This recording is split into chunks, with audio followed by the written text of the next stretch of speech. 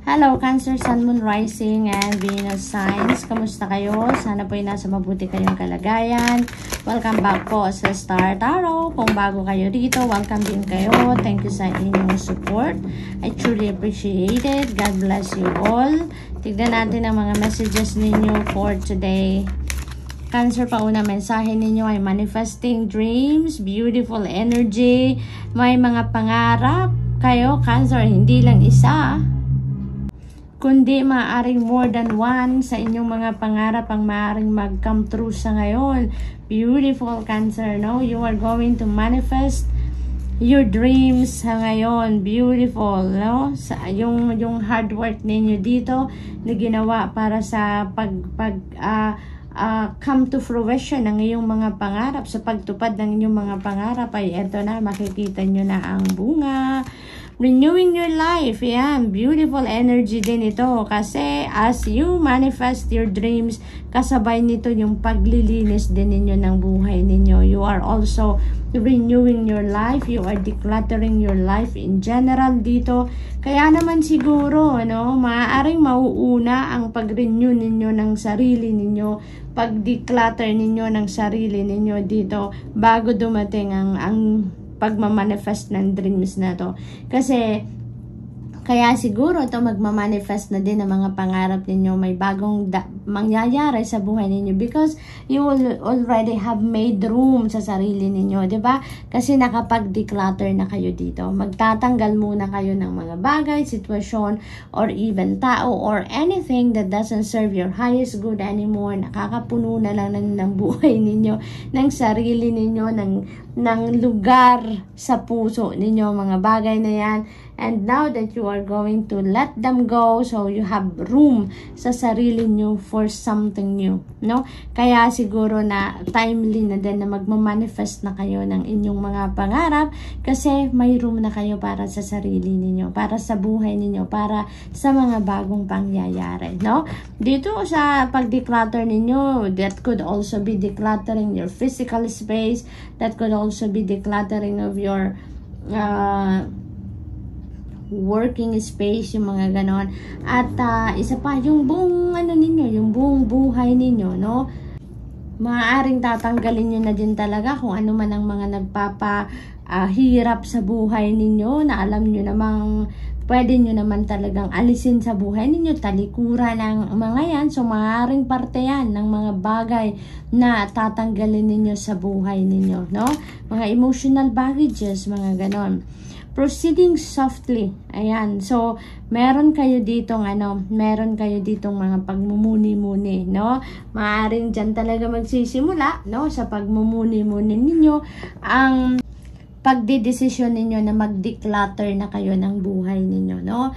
Maaring may reflection time dito, introspection time, moment na gagawin si Cancer, kaya naman na mafi-figure out ninyo na may mga bagay, sitwasyon, nararamdaman, iniisip na hindi naman na kailangan sa buhay ninyo or hindi naman talaga nagsusupport na ng inyong soul's growth, kaya kailangan na ninyong tanggalin, no? So, yun ang napipick up ko dito, no? Meron kayo ditong solitude time. Meron kayo ditong reflection time na gagawin dito, Cancer. So, this is really going to help you, no? Figure out what are the things, no?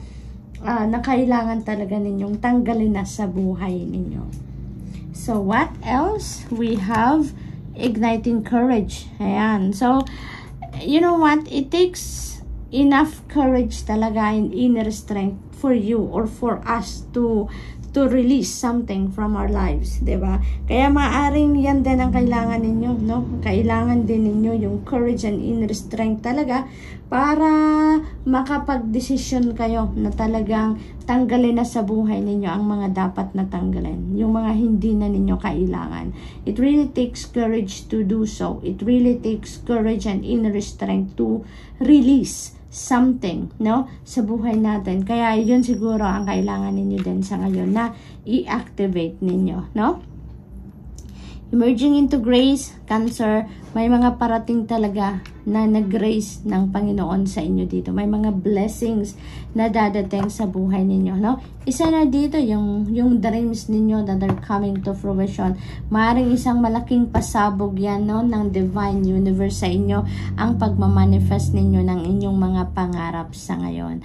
So, good luck, Cancer, and that's all I have for you for today. I hope nakatulong ang mga mensaheng ito in some way. Thank you for watching. Love and light. Namaste.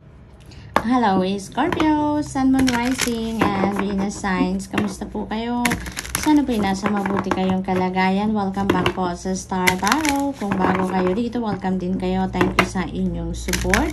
I truly appreciate it. God bless you all. Tingnan natin ang mga messages ninyo for today. Scorpio, expecting miracles. Napakaganda naman. Miracles are blossoming in my life. Scorpio, yan ang affirmation na maaari ninyong i-recite if you would like to. So, expect miracles dito, no, Scorpio. Hindi lang isang milagro, no, but marami ang maaaring maganap sa buhay ninyo dito. So, be open to it, no, be welcoming to those blessings na parating sa inyo, Scorpio, because maaaring ito na ang mga bagay, sitwasyon, or pangyayari na hinihintay na ninyo, no, or maaaring minamanifest ninyo. And here you go, ibibigay na, igagrant na sa inyo ng divine universe. Ito is Scorpio. Okay, may bumubuka mag-isa. So we have trusting your intuition. My life is truly guided. Indeed, Scorpio, tignan ninyo, 'di ba? Merong path, clear path. So talagang you are being shown the way dito, Scorpio. Maaring may mga bago kayong endeavor na gagawin dito, and maybe you have plans as well, ideas na i-roll out nyo na, and maybe you're asking for clarity, maybe you're asking for signs, no?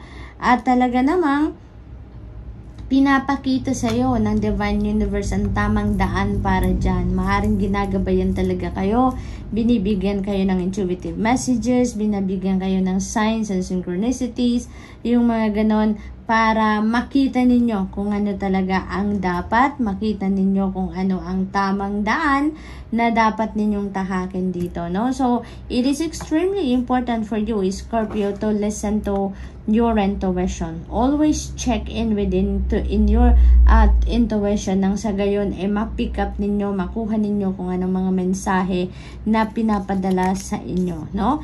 Believing in magic, and there are magical moments that are going to unfold sa buhay ninyo. Mga miraculous events talaga are about to unfold sa buhay ninyo dito, Scorpio. So, napakaganda kasi maaari talaga, no, Scorpio, na yung mga bagay na mangyayari ay yung mga bagay na hindi niyo inaasahan na maaaring mangyari sa ngayon, no? Maaaring ganon ang ganap. This could be answered prayers, this could be manifesting of your dreams, it could be anything, Scorpio, but most likely kung ano yung kailangan ninyo at this point, iyan ang ibibigay sa inyo. So we also have giving birth. Wow, beautiful. I am bringing forth a new and dynamic energy into the world. Unang-una, ang iba sa inyo dito, siguro you're going to start something new. You're going to start a new endeavor. Maari din na mga, this is new beginning energy. So, it could be anything. It could be a new job, no? Nasisimulan ninyo. It could be a new career, a new business venture, maaring new relationship, no? Maaring ganon. It could be anything, no, Scorpio? But definitely, this is something new, no? Na nasisimulan talaga ninyo. It could also be, ang iba sa inyo din, Scorpio, maybe literal na you're giving birth to a baby sa ngayon, ano? Maaring manganganak ang iba sa inyo.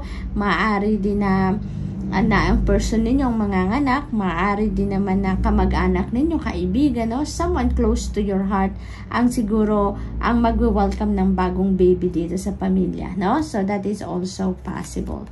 Following your bliss, napakaganda nito kasi ngayon susundin nyo na kung ano ang magpapasaya sa inyo. You are doing something dito, you're following kung ano man ang binubulong ng puso ninyo, what your passion is.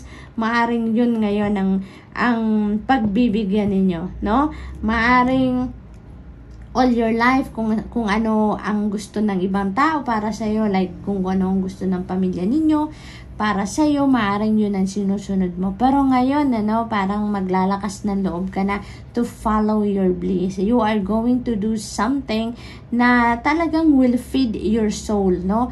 You're going to do something that, this is what you really love to do. This is your passion. So, sinusunod ninyo ngayon kung anong magpapasaya sa puso ninyo, no? So, this is really beautiful. So, good luck to that, Scorpio, and that's all I have for you for today. I hope nakatulong ang mga mensaheng ito in some way. Thank you for watching. Love and light. Namaste. Hello Pisces, Sun, Moon, Rising, and Venus signs. Kamusta kayo? Sana po'y nasa mabuti kayong kalagayan.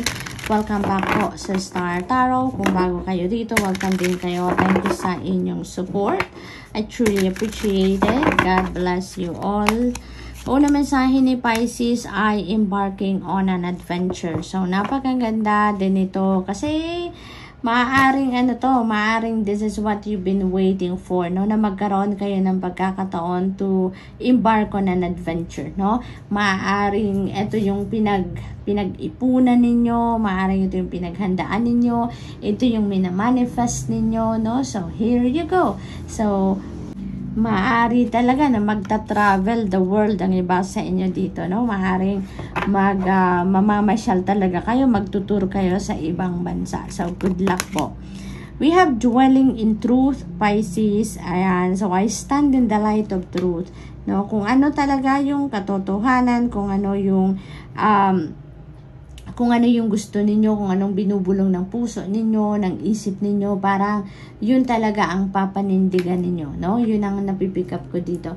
Maaari din ang iba sa inyo dito is going to fully embrace na your own truth, no? Yung ganon. Kasi maaring in the past, you are hiding that. You are hiding that part of yourself, no? Pero ngayon, maaring magkakalakas ng loob na kayo na to reveal your true beauty, to reveal your own truth. Sa ngayon, and you're going to embrace it na, no? So that's really beautiful. We have cherishing self.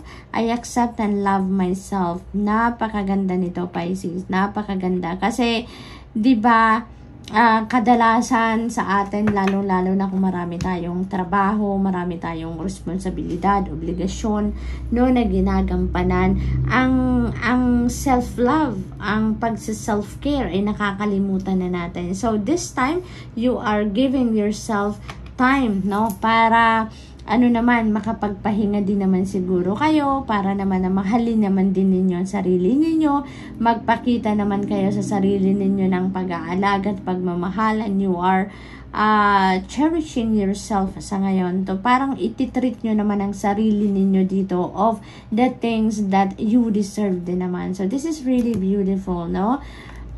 What else? We have looking deeper, deep within me is a majestic radiance. Ayan. So, feeling ko magkadugtong ang messages ng dalawang ito, no?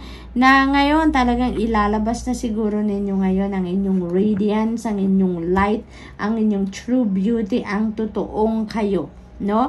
So, talaga siguro in the past, wala kayong lakas ng loob na i-share sa ibang tao siguro kung ano man ang parte ng sarili ninyo na ito na maaaring nahihiya kayo or maaaring hindi kayo confident about this, kung ano man itong hindi ninyo mailabas-labas sa mundo, no? But ngayon, you are going to express that. Ngayon, you are going to reveal your true beauty, you're going to reveal your truth dito at talagang lalabas na, no? Ang totoong kayo, no, Pisces?